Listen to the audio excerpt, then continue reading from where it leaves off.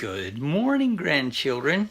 I have a lengthy book today. It doesn't look lengthy because it's a little golden book, but it's got a lot of storyline in it.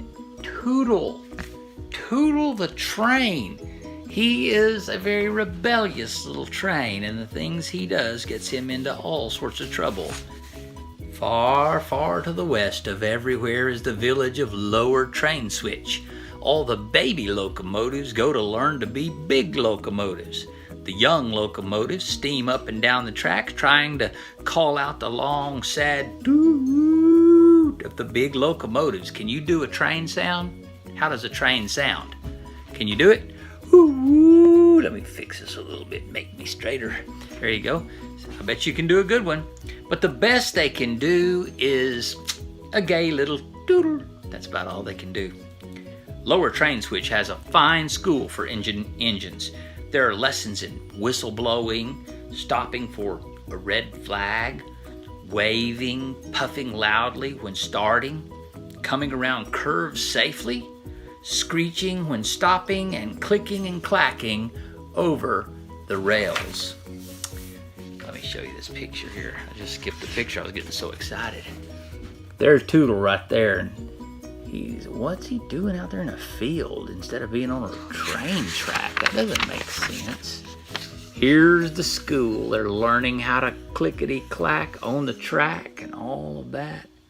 Look at him going. Wow. I honestly didn't know trains learned how to do that. One of the things that they are taught in Lower Train Switch School for locomotives, the most important is, of course, staying on the rails, no matter what.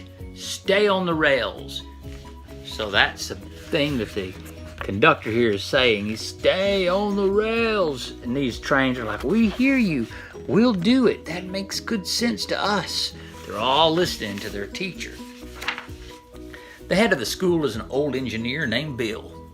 Bill always tells the new locomotives that he will not be angry if sometimes they spill the soup pulling the dining car, or if they turn the milk into butter now and then where it jostles around.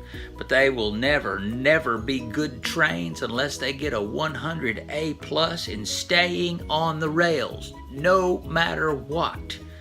All the baby engines work very hard to get a 100A+ in staying on the rails. After a few weeks, not one of the engines in Lower Train Switch School for trains would even think of getting off the rails, no matter what. So there's a big, fast locomotive. He learned how to stay on the rails. One day, a new locomotive named Tootle came to school. Here is the finest baby I've seen since the old 600, thought Bill. He patted the gleaming young locomotive and said, "How would you like to grow up and be the flyer between New York and Chicago?" Tootle said, "If a flyer goes very fast, I should like to be that one. I love to go fast. Watch me." So here he is meeting Bill, the conductor, for the first time. And he's going to show him how fast he is. He raced around the roundhouse. Good, said Bill. You must study whistle blowing, puffing loudly when starting, stopping for red flag waving, and pulling the diner without spilling the soup.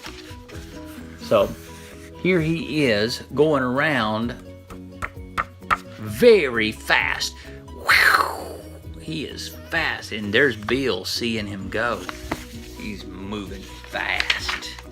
But most of all, you must study staying on the rails no matter what. Remember, you can't be a flyer unless you get a 100A+ in staying on the rails.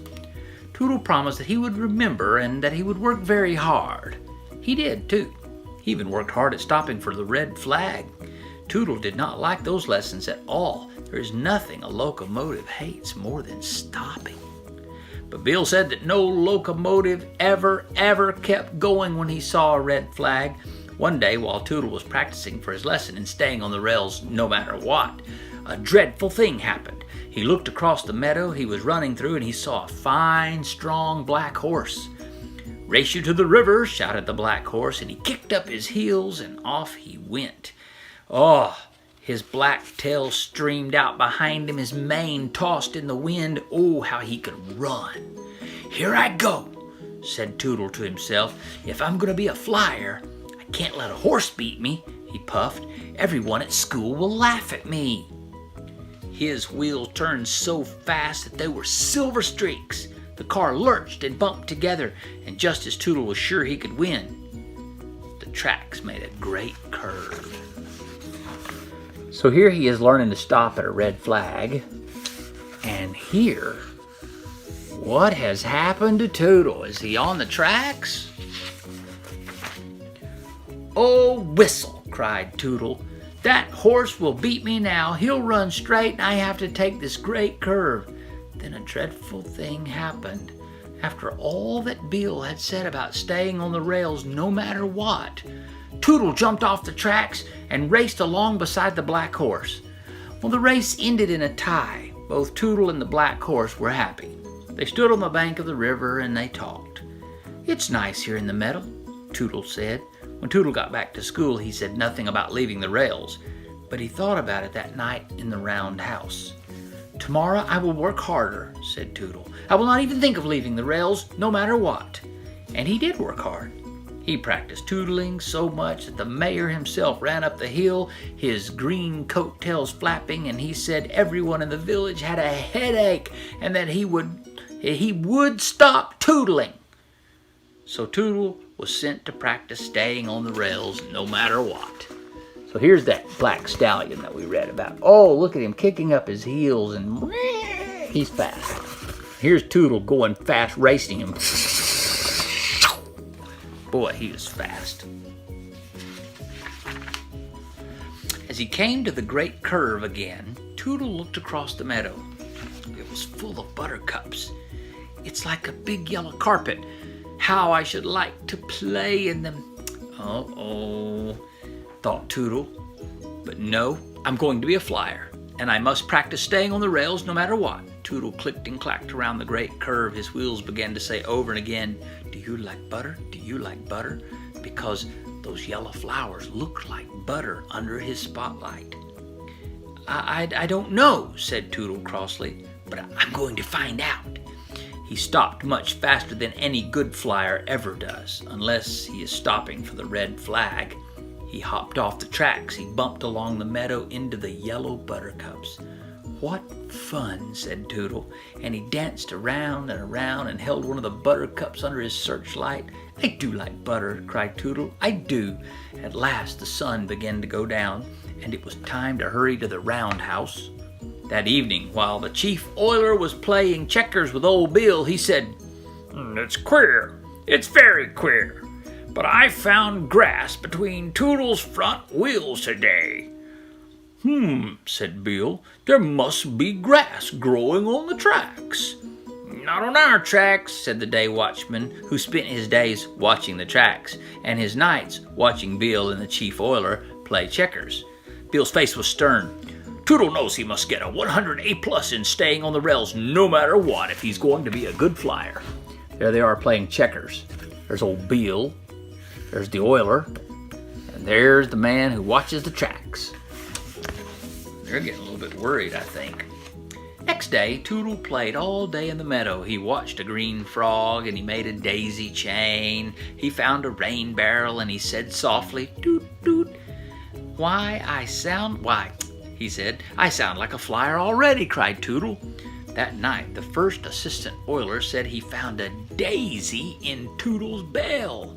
The day after that, the second assistant oiler said that he found hollyhock flowers floating in Tootle's 8 bowls of soup. Oh, look at Tootle. He's off the tracks. He's off the tracks. I know people like that. They're off the tracks, and they shouldn't be, because the only way to be a good flyer, is to stay on the tracks. See the daisy chain he made? Tootle, Tootle, Tootle. And the mayor himself said that he had seen Tootle chasing butterflies in the meadow. The mayor himself said that Tootle had looked very silly, too. Early one morning, Bill had a long, long talk with the mayor himself. When the mayor himself left the train tower for the School of Locomotives, he laughed all the way to the village. "Bill's plan will surely put Tootle back on the track," he chuckled. So there's the mayor watching. Tootle's out in the field, and Tootle doesn't know he's seeing him. The mayor thinks he looks silly, but there's a plan. Bill ran from one store to the next, buying 10 yards of this and 20 yards of that and 30 yards of another. Chief oiler and the first and second and third assistant oilers were hammering and sawing instead of oiling and polishing. And Tootle, well, he was in the meadow watching the butterflies flying and wishing he could dip and soar as they did. So they're doing something. They bought lots and lots of material, and they have sticks, and they're doing something. And Tootle is playing around in the meadow. Not a store in Lower Train Switch was open the next day, and not a person was at home. By the time the sun came up, every villager was hiding in the meadow along the tracks. And each of them had a red flag. It had taken all the red goods in Lower Train Switch and hard work by the oilers, but there was a red flag for everyone. Look at all the people in Lower Train Switch, and they all have red flags. What are they going to do? What's a red flag mean again? Soon Tootle came tootling happily down the tracks. When he came to the meadow, he hopped off the tracks and rolled along the grass. Just as he was thinking what a beautiful day it was, a red flag poked up from the grass and waved hard. Tootle stopped, for every locomotive knows he must stop for a waving red flag. "I'll go another way," said Tootle. So here he is coming down the tracks right now. And he says, "I'm going to jump off the tracks now." He turned to the left and came upon another waving red flag, this time from the middle of the buttercups. When he went to the right, there was another red waving flag. There were red waving flags from the buttercups and the daisies under the trees near the bluebird's nest, even one behind a rain barrel, and of course, Tootle had to stop for each one, for a locomotive must always stop for a red flag. "Red flags," muttered Tootle. "This meadow is full of red flags. How can I have any fun? Look at that. There's red flags everywhere." Poor Tootle. He's disobeyed and got off the tracks, and now he's finding out that when you get off the tracks, it's not always fun and games. "Whenever I start, I have to stop. Why did I think the meadow was such a fine place? Why, I never seen a green flag." Just as the tears were ready to slide out of his boiler, Tootle happened to look back over his coal car, and on the tracks stood Bill, and in his hand was a big green flag. "Oh," said Tootle. He puffed up to Bill and stopped. "This is the place for me," said Tootle. "There's nothing but red flags for locomotives that get off the tracks." "Hooray!" shouted the people of Lower Train Switch and jumped up from their hiding places. "Hooray for Tootle the Flyer!" Now Tootle is famous, 2-mile-a-minute flyer. The young locomotives listen to his advice. "Work hard," he tells them. "Always remember to stop for red flag waving, but most of all, stay on the rails, no matter what." Dun, dun, dun. Now I have a surprise for you. Grandpapa has a train whistle. Granddaddy Michael made it.